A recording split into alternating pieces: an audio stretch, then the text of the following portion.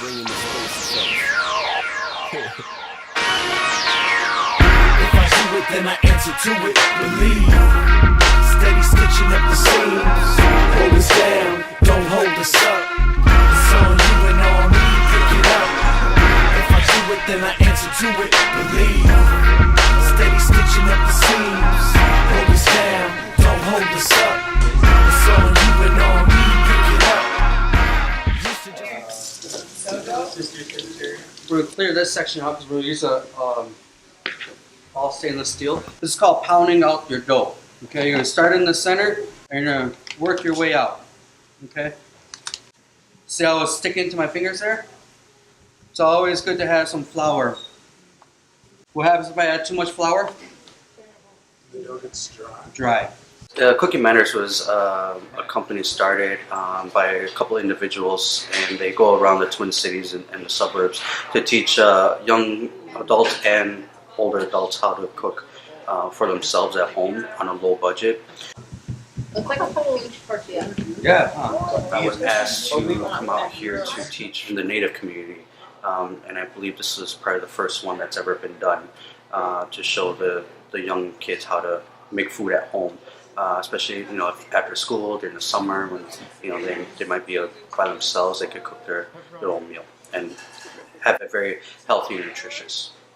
Hang an ocean from my neck, hang a sky off my wing. I'm tuning in to the song my soul sings. You feign emotion, plucking all your heart. Get some flour on your hands. Start in the middle. Just last week, actually, I did sweet potatoes. Baked sweet potatoes, and all of them said they didn't like sweet potatoes because that's what they serve at school.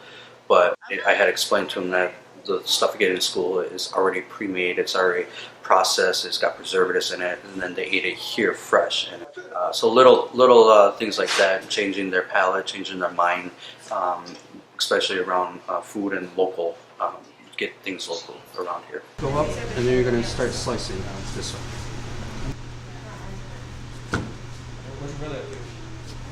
We're making veggie pizzas with turkey pepperoni, and they're making their own quick rise crust, and it's half wheat flour, half white flour, so they're getting a little bit of the whole grain with the wheat flour. You're going to take the end off where the stem is at.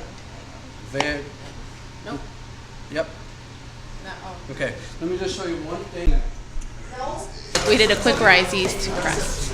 Yeah, and then we're also using turkey pepperoni, so it's a little bit leaner than regular pepperoni made from beef or pork.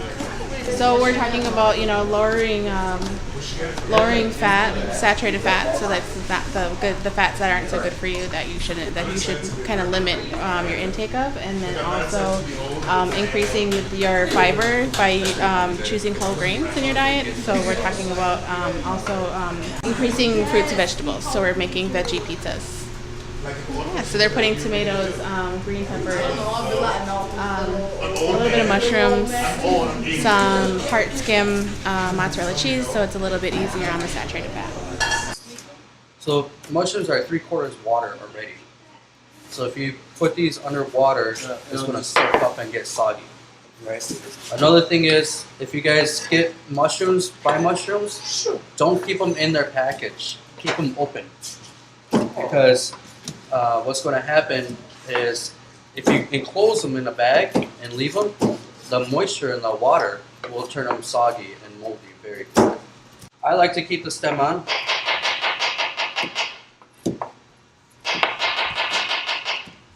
So you guys have to go that fast, and I want this whole bag done in 2 minutes. Okay, let's go. So there's all different types of mushrooms out there. Can you guys name a couple of mushrooms that you guys might have had? Do you guys know what these ones are called? Mushrooms. Portobello. No. Mushroom tap. Button. These are called button mushrooms. Right? There's another mushroom that kind of looks like this, but it's dark. It's all dark around, and they're about the same size. You guys know what that's called? Ooh, that's close. The stalk is a little bit flatter, but the one that looks like this is called cremini. Cremini mushroom. So we do the recipe here, and they get hands-on chopping things and little by little working on the stove. but they also get to take things home. So all the ingredients they get to take home, so they can make and the recipes in there so they can make it at home. The idea is to kind of have them learn how to do it here and learn the skills, and then also bring it home to teach some of their family members, so that maybe it's something that they can kind of carry on and incorporate into what they're already making at home. Sutures. Gracias, Sostión.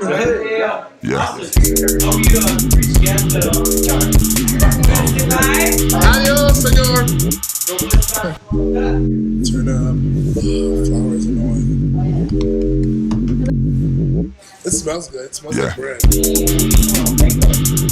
Oh yeah, tacos. Yeah.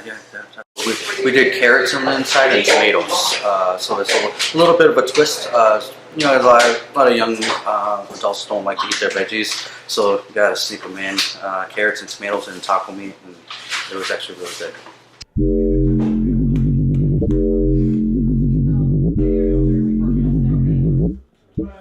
Yeah.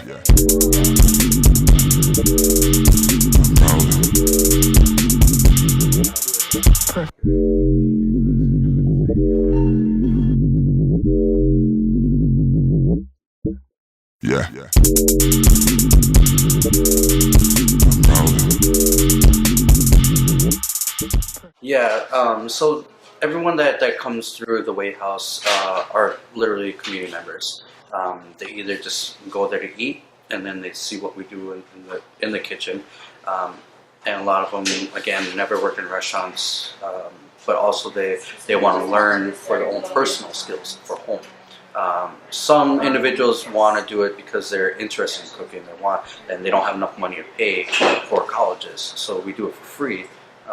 And we've had about 5 individuals that went through my program that actually got jobs. We placed them. And the youth, we do training for the youth, and then what we do is we offer interns for them, and they come to work at Way House or Open Arms, and they work after school, about 3 or 4 hours depending on the day, and they get to learn how to, make a meal from scratch every day. Oh yeah. That's one thing in this business is, it's all about the energy. Yeah.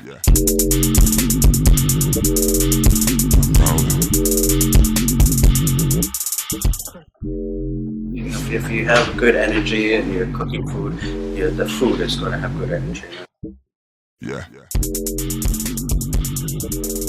I started off at 16 years old washing dishes, and at 17 I started cooking online. Growing up with a couple of family members with diabetes, always was in my mind of how to use food to change, instead of using these modern medicines that isn't always the best thing for you. But food is medicine, and that can alter our individual system.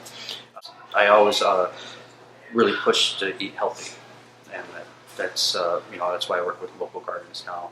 Everyone should have a garden, grow your own food. Because that's what it was back in the day. Hardly anyone ever went to the store, went to town to go get food. Grew right there. Little by little, I'm want to hold classes on, like breaking down buffalo, breaking down deer, kind of bring those old-fashioned teachings, here in the community, so people can learn how to do it. So I think one day that this food system is really going to be turning. Hopefully for the better. So what we do each year is we have what's called a harvest dinner, and we call it a harvest dinner instead of Thanksgiving.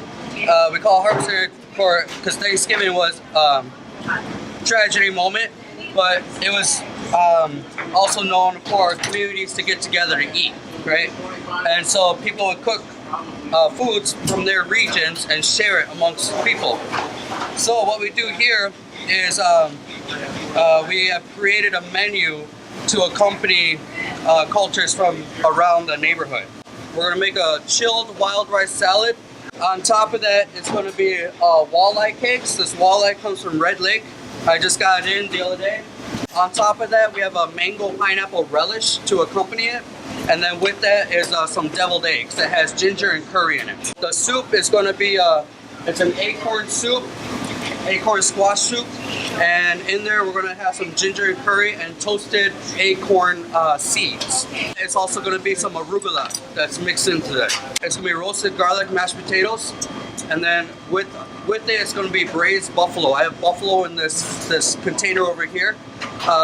Along with some cilantro marinated chicken, steamed cabbage that we're gonna cook here with caraway seeds, pumpkin bar that also has, it's gonna be a cranberry chocolate sauce on top. Hopefully this will be all done in about 20 minutes.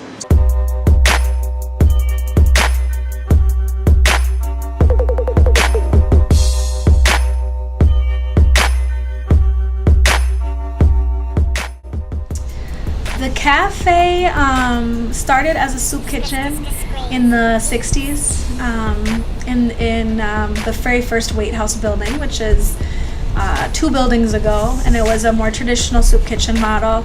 And then it really evolved into what it is today within the last 2 years with us moving to this building. We've only been in the Phillips Community Center for the last 2 years.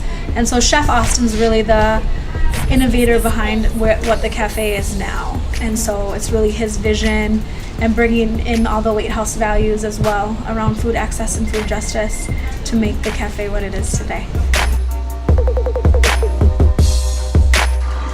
Very good. Jimmy Clutch.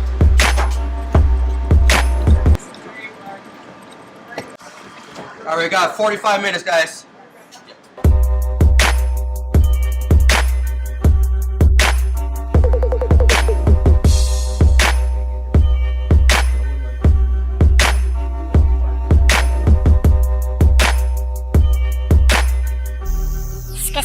Crazy beats.